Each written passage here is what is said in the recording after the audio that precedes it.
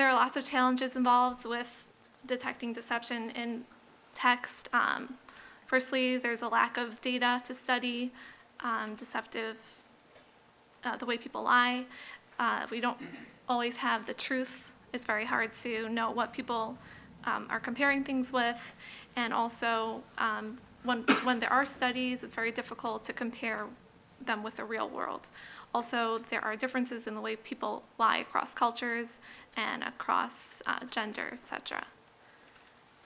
So this is a more recent approach presented in the PhD thesis of Sarita Levitan, who happens to be my sister. And she studied deception detection in the area through the vehicle of speech. Some notable features of this work is that it offers a large-scale corpus for studying deception,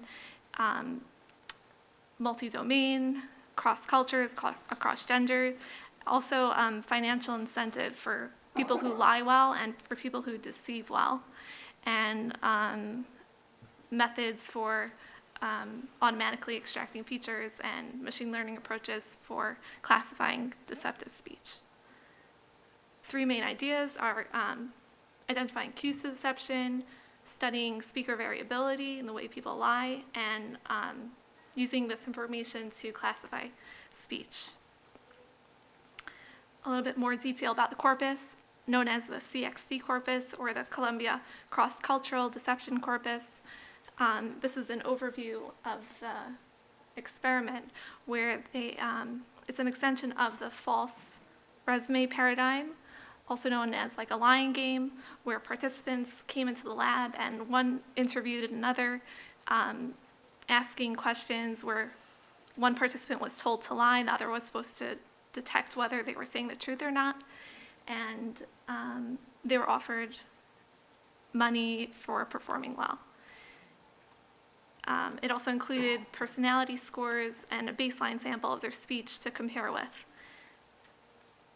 Here's an example of a questionnaire that they were given, where for half the examples they were told to fabricate a response, and then when their partner asked them, they would say the false answer. For example, do you have allergies to any foods? For that example, they would lie, and then they would have to try to get away with it.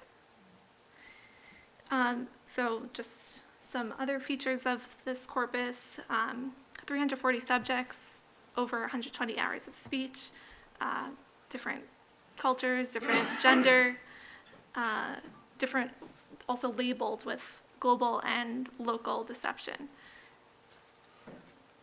They studied different segments of speech, different units of speech, interpausal units, which is pause-free speech. Turns is just one speaker, but may include pauses. Question responses are those that directly follow a prompt, like, do you have allergies? So the direct response to that. And then question chunks are the total response to a given question.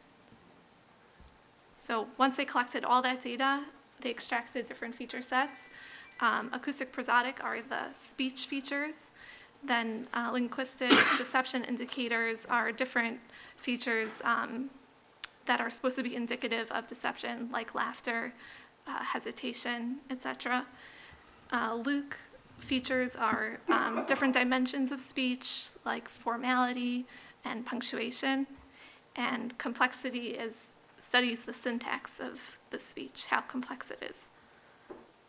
In total, there were 152 features studied, 3 different groups. For example, for acoustic prosodic, these are the pitch features, different measures for each. Intensity is the volume. Also, there are different measures, and voice quality.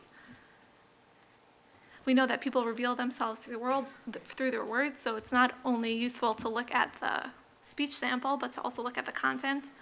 And that's why they used Luke to identify different features in the text, which were obtained through transcribing the audio.